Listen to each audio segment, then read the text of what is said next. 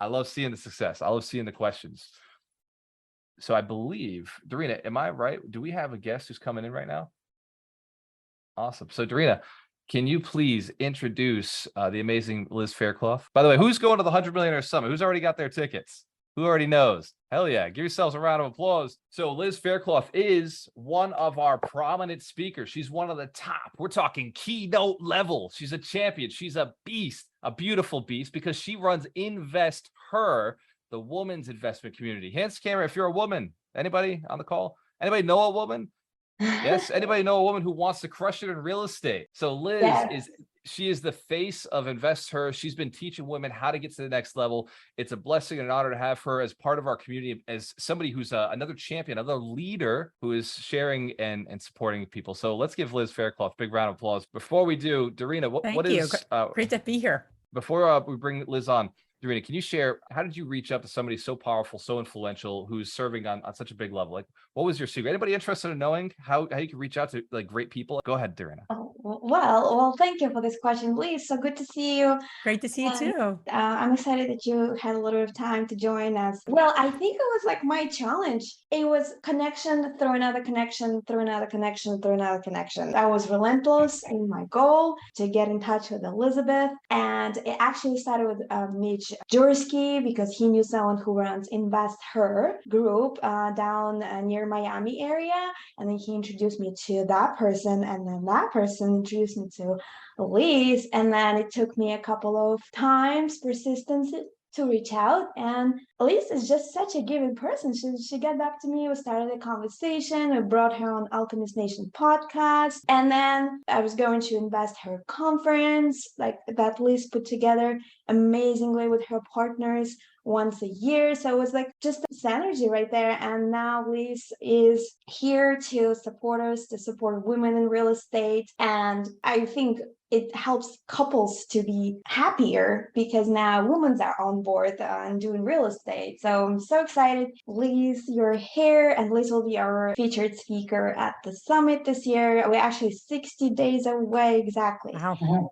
Yeah, that's 2 months. 2 months challenge, 60-day challenge. So Liz, the stage is yours. Thank you so much for being here with us. Yeah, no, I'm so excited to see all of you, and getting to know both of you has been a pleasure. And we've had a lot of collaboration and shared kind of values. So yeah, I'm excited to be here. I know we're going to be talking a little bit about teams and as it relates to the topic you had today, Walter, in terms of your teaching. But thank you everyone for being here. Excited to meet hopefully most of you in October. And I always like to say, I want to just add as much value as I can, but I am the co-founder of the Real Estate Invest Her community. And my husband and I are also active investors. We've been investing for 16, 17 years, which meant I started when I was 8. Now I'm joking, bad joke. I'm from Jersey. I make a lot of bad jokes, but so I am an active investor, and a few years ago started the Invest Her community to empower women to live a financially free and balanced life. But I am also active in the investing and happy to share. Mostly large multifamily is our focus. We buy large multifamily dilapidated assets and turn them around. So, but yeah, how can I be of most help today? That's why I'm here. So I love that Liz showed up on this wealth principle. In fact, this was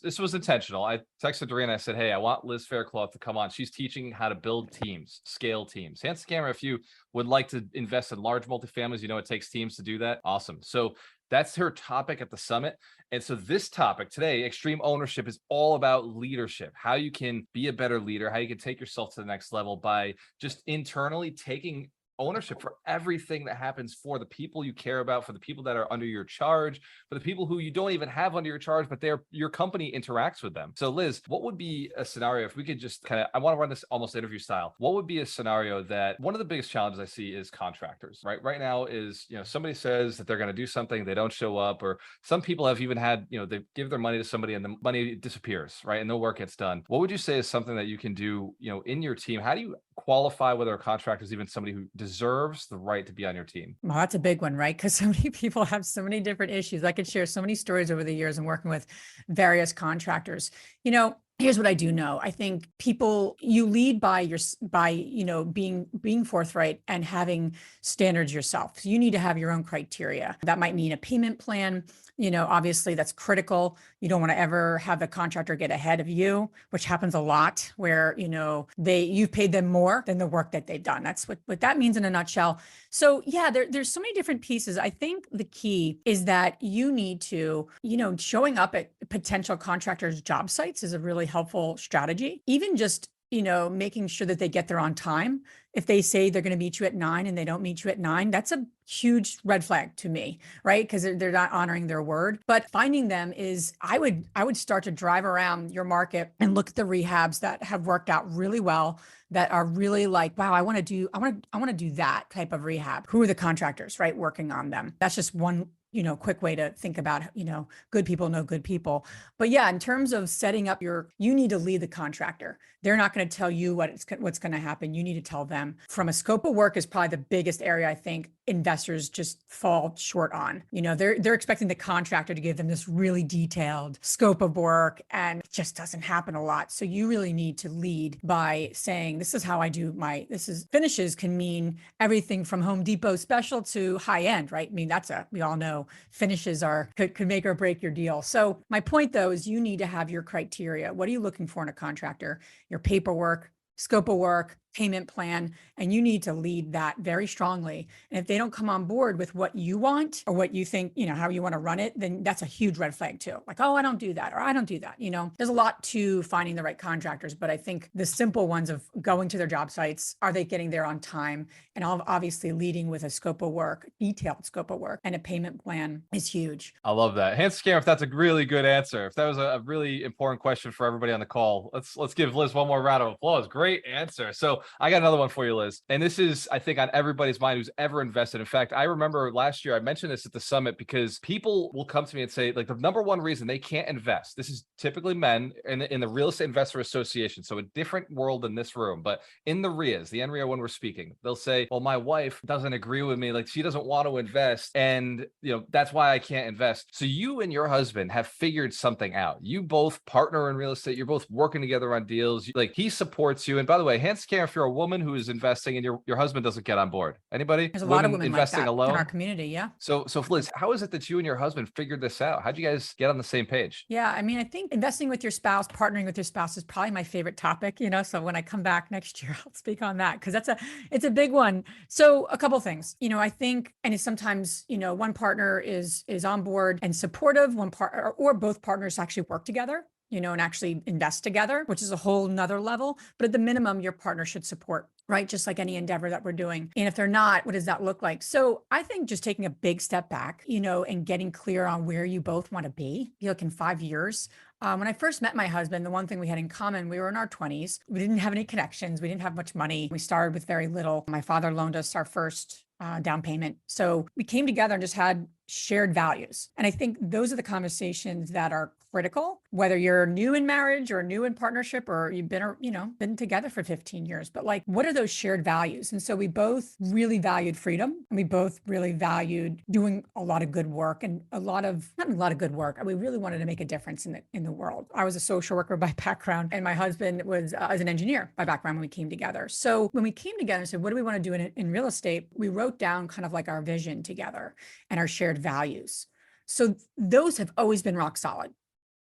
In 16 years, it has been ups and downs. I mean, there's been moments that like I needed to go back to get a job because we just were not doing, we were not creating the wealth we wanted, right? So it's been ups and downs. It has not been this like straight shoot path. But in all of that, we went back to what was important to us and our values. And that helped us navigate those really tough times, like where my husband said, if we don't change something, we're going to get a divorce. Like, those kinds of times. So we've navigated that through having shared values and also constant working on ourselves, both of ourselves, and then working on our relationship. That's like 3 constituents. If you think, are you working on yourself? Is your partner working on themselves? Separate? And then are you working on the relationship? And that takes a lot of work. That's why a lot of partnerships and marriages, it's just tough. We all know that. So we've been married 17 years, been investing 17 years. And I can just say having shared values, having a shared vision that you're both really excited about, and knowing each other's like money personalities is huge. Who's the cheap one? Who's the spender?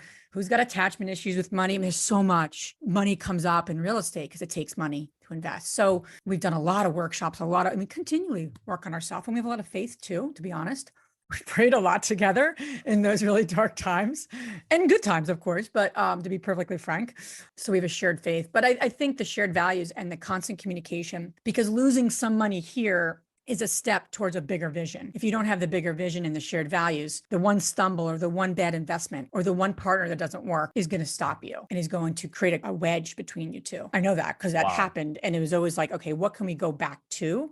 Let's lean into our values and what we really commit to. And we've never strayed from that. And I think that's honestly what has saved us and helped us grow and continue to help us grow. Hands to the camera if that's just powerful advice. Some of the most powerful advice that I've ever heard. And, I'm on the podcast often with married men and women who are, syndicators, they're doing thousands of units, and they always reference their spouse. It is always a source of their strength, a source of their dedication, a source of their commitment to themselves.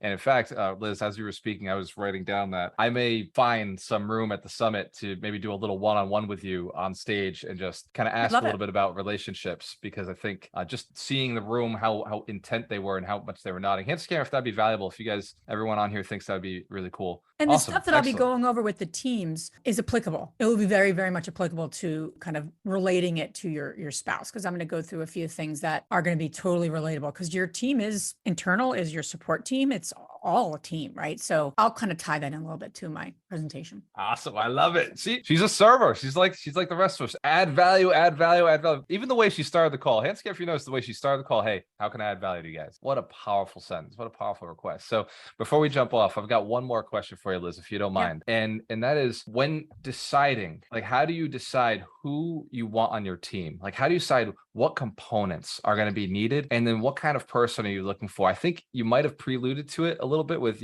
goals, like how you set it up, but what is your process that you go through? And you don't have to go through into the details, because I know at the summit, you're going to be bringing a lot of this to the table, but if you were to just quickly just say, hey, this is who I want on my team, and this is why. That's a big one, because there's so many people we want on our team, and we have to prioritize, right? Depending on what your focus is. I think so often people just don't know themselves, honestly.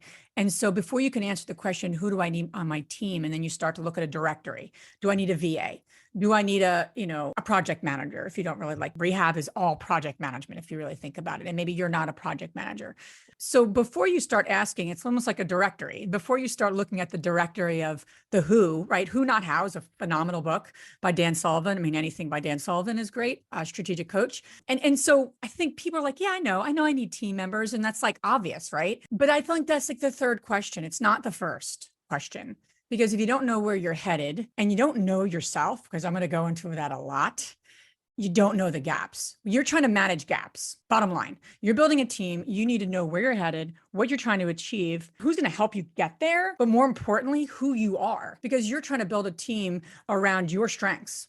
And if you don't know that, like to the T, like boom, if I said to each of you, tell me your core genius right now, I'm going to talk about that concept, and you couldn't answer within seconds, then you don't own it and you don't know it. And that, to me, is what is the problem with building teams. It's not, you can't find people, or who should I build, or who should I bring on my team? I don't want to go off on a tangent because I'm just going to give my presentation. But the bottom line is, like, know thyself. It's a lot of work, honestly. And I worked with a personality assessment for a decade. I continually take different, and I'll give you kind of a recipe of some key things that you can do. But if you don't have those goals, what do you want to achieve? And knowing thyself, then you can start to determine the gaps. And quite honestly, it's going to be prioritized. You're not going to have like 16 people. What's that one person that can move the needle the most significant way to your goals? Basis yourself, though. That's really important, because if you're not a detail person, you should bring someone on that's detailed. Or if you're not a people person and you now need to go call brokers and differentiate yourself from every other person who wants to buy a multifamily, then you got to think about that, right? And bringing someone on who has that charisma or relationship relationship driven. You don't have to be it all, but you have to build a team that is all of it. And it starts with you. And so that's what I'm going to be. And that's the hard work, honestly. People want like the recipe of building a team. It's hard work to look at yourself and say, this is where I fall short. This is what I do great. And it's really humbling. And if you don't, any great leader, it has to own it, know it, and then manage the gap and figure out the kind of like strategic, like who's going to make a difference right now in my business. One person, and then you go to the next. It's not like you're going to build a Fortune 500 company overnight, right? So that's my thoughts without getting into too much detail, but we're going to really kind of peel back the onion, honestly. And it's a little uncomfortable because sometimes we don't like looking at what we're not good at, and but you have to. And then manage it, and then you can lead. Let's give Elizabeth Faircloth a big round of applause. That is such a powerful principle, a powerful way to look at team building. Hands again, if you know this is what you need right now, this is what you're looking for in your life. Hell yeah. The 100 Millionaire Summit, I'm telling you, I can only plan so much. It's the other speakers that really put on that extra sauce, that put in those details, that I said, this is what I want. I know this is what the community is looking for, but what Liz is doing with her talk and what Rod's doing with his talk and what Vinny's doing with his talk and all the other great speakers are doing is they're going deeper into details in their expertise, in their special zone that they've figured out better than anybody else. Yeah. Why I love this topic too, is it blends all my from my background. So while my husband and I were building our real estate business, one of us needed to pay the mortgage and pay bills because, that's important in life. And for over a decade, I was a management consultant. So I worked with a personality tool. I helped companies build teams unrelated to real estate. So now as I formed real estate teams and everything, and I'm in the world of real estate and business and entrepreneurship and having this knowledge of personalities and other things, it's just probably my favorite topic to share and talk about because it kind of blends all my roles in my life and what I've seen work. So, and I'm still learning. We're growing our both of our teams and all of the different businesses I'm involved in, and it's continually work and good work though, right? So on the investor side as well as DeRosa. So yeah, excited to meet many of you. I'm looking forward to it and appreciate the opportunity to, I'll be there the evening of the 20th and I'll be there all day on the 21st. So I'm excited. Hell yeah. Who here wants a selfie with Elizabeth Faircloth? Awesome. So if there are any questions, let's drop them out at Alchemist Nation. I'm going to make sure that everybody gets their questions answered today, but I will take one live question for Liz right now. Yeah. So first person, unmute your mic. You're going live with Liz Faircloth. Great opportunity. Go ahead, Eric. Yes, Miss Liz, thank you for being here. Phenomenal information right there. You definitely so hit welcome. me in the gut with a couple of things. Where can we go to find you, follow you, things of that nature? I guess that's Real Estate Investor. And yeah, it's probably there, the easiest way. Yeah, we're active on Instagram, The Real Estate Investor. We also, have a podcast published by Bigger Pockets twice a week. Tuesdays and Fridays, we release episodes. Yeah, we are almost on our 300th episode. So, but yeah, you could check us out on Instagram, and our website's The Real Estate Investor, HER.com. Phenomenal. Thank you. We have a lot of wonderful men who like our podcast, and so you're welcome to check it out and everything. So and write a review. If you're listening to the podcast, go and write a positive review. Yeah, that'd be great. Yeah, we love that from everybody. Sure, awesome. sure. Let's give Eric a big round of applause. Great question. Anything about teams? I'm happy to answer a question, Walter, if you got a question about teams or something someone's struggling with regards to that topic. Whatever. Let's take another question. What question do you have on team building right now? I would love to actually hear what tools you're using to assess personality in teams. Sure. He's also a psychologist and a doctor, so that's why. I see that, Dr. Terry, and I'm not a doctor, so I'll just preface all of that. The tool that I have the most familiarity with is called the Predictive Index. So it's have you heard of that, Terry? Absolutely. Yeah. So I have an expertise in that, but I think so often people take these personality tools like through Cosmo or, some sort of random online service and tells you which animal you are. And I'm not a fan of those. Have some fun with it, certainly. But if people are considering, using an assessment of some sorts, remember it has to be work related, right? So you don't want just an assessment that's not business related and work related. And I think that's really a big mistake people make when they use tools within their company that were created for the personal life. They were created for a more clinical use. I'm sure you know that in your work. You would teach that better than I could because but in terms of my own experience, you want something that's work related and job related. Right. No, I like that. I would love to actually put my link in and have a conversation. Sure. Because I love working with consultants and partnering. Yeah, I don't actively, I mean, you could tell my passion, but I'm not an active consultant anymore, but I just, something for so long. I don't know how many that you are like this, but something for so long that it just won't ever get out of so I think that way. I think in personalities now, just because it's something I taught for. One of the things that I found about a lot of the personality things, I like the predictive index because it's more about productivity. And a lot of these that they say they're personality assessments, they're actually one step or two steps away from astrological kind of things. Correct. They don't really actually have the validity behind them that the predictive index does, or even the disc does. So no, I love that. I'll put my link in the chat and let's jump on a call. Yeah, that'd be great. Oh, look at how cool this is. A couple of our players connecting with each other. Alan Knowles, I saw you unmute your mic, brother. I'm sorry. Go ahead. I'd love to get Liz's take on the book and the concepts in rocket fuel between the integrator and the visionary. Great book. I was going to recommend that. That's one of the things I recommend. I think that, and there's multiple pieces, but it's a phenomenal book. And what you're referring to, for those who are not familiar, Gino Wickman wrote, what was his first book? The most Traction. Thank you. Traction, which is wonderful. But a lot of small business owners are trying to relate themselves to that. And depending on the size of your, company, it's a little overwhelming. Rocket Fuel is his second book, but I honestly, that's my favorite book of his. And being able to assess, there's so many visionaries.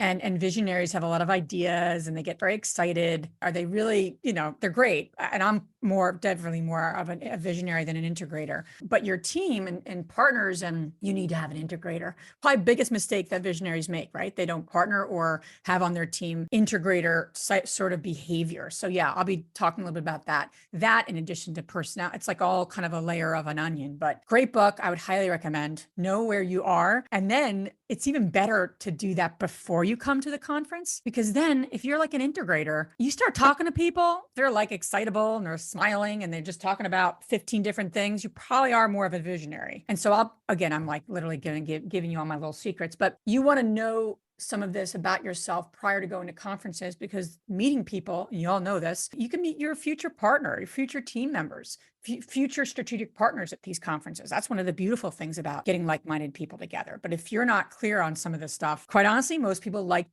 themselves. So if you're an extrovert, you probably like extroverts, but they're probably not the right people for you, because you're just going to talk a lot and not get anywhere. So 100%.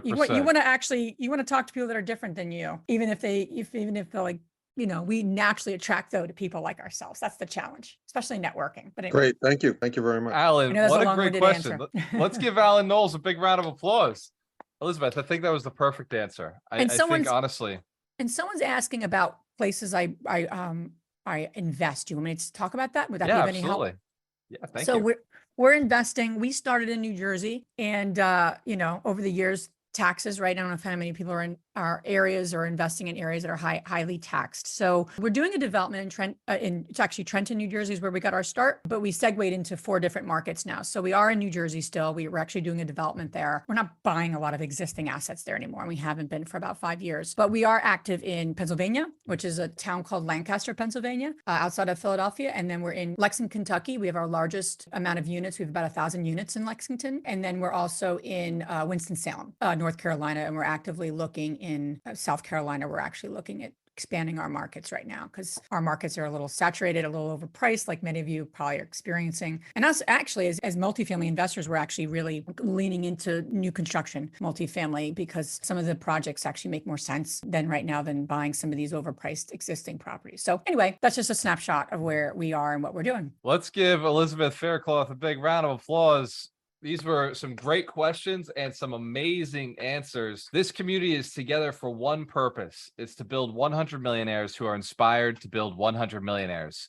It's not about making the money. It's about what this journey will turn you into a leader, somebody who cares enough about other people to show them the way. Like many of you, probably when I was started, I was sitting on the bucket thinking, man, like if somebody could just show me the way, I will do whatever they say. I'll do whatever it takes. And I promise I will teach as many people as I possibly can. It's the same thing that I see in many of you. And I know when I ask, who here is willing to commit to 100 millionaires? Hands to camera. If you're willing to do it, everybody's hands goes up. I appreciate and I love each and every one of your dedication to yourself, your dedication to your family, your business, your partners, and to this community and to your greater community, the people who you invest with, the people whose houses you provide.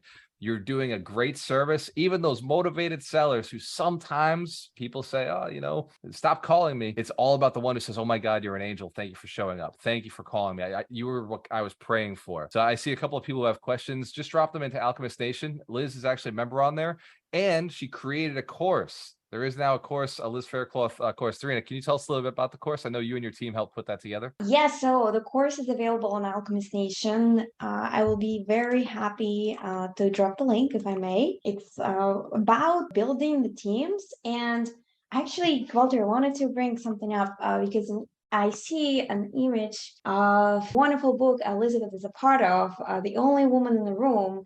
And for all of you out there looking to surround yourself with powerful women, this is the one to read. The inspiration and knowledge of a 20 powerful women in real estate. Thank you for that. And I was interested enough that a friend of mine who is not too familiar with the community sent me that book. I was like, oh my God, I actually know this community.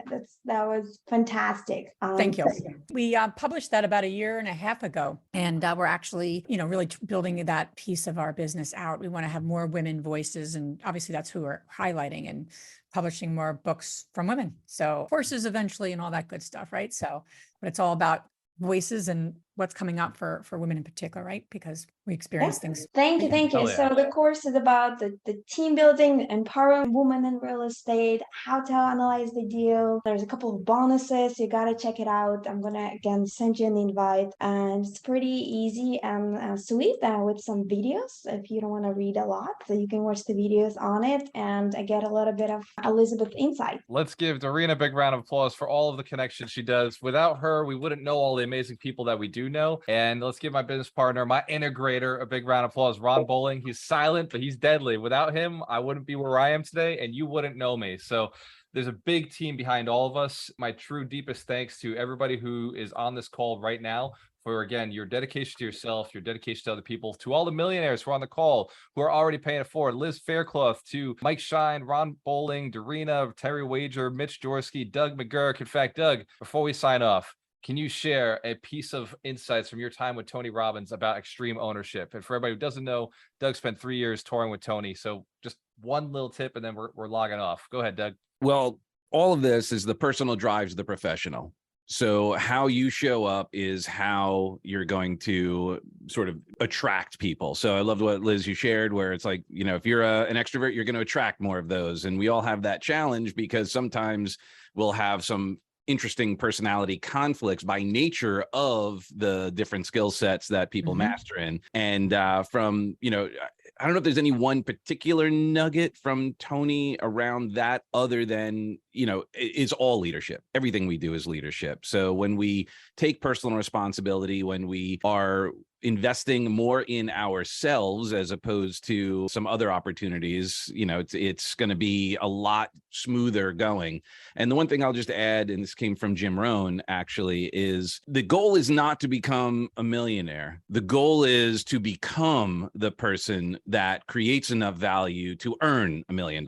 One of the most powerful distinctions, because oftentimes we're only measuring finances as opposed to measuring who we're becoming. And how do we do that is being in environments like this, being willing to get vulnerable, being willing to challenge yourself. I just recently, with my coach 2 days ago, just had a very challenging conversation. He got to point out some stuff that is, it's like, and he gave me some cool challenges around it. But if we're not willing to get vulnerable, if we're not willing to stretch and challenge ourselves, whether it's investing in that next big property or getting super vulnerable while we're doing that, while we're investing in our teams and being willing to say, hey, I don't have that. Oftentimes as entrepreneurs, we think we could do it all, and we forget how important that team is. And the vulnerability is actually being willing to let go and allow someone else to shine. And that's something that I think not only did Tony share, but anyone who's successful in the personal development, professional development combo will share. Let's give Doug McGurk a big round of applause. And again, one more round of applause for everybody on the call. Cheers to your success. We have a choice. Always work with the best. I'll see you guys next Saturday.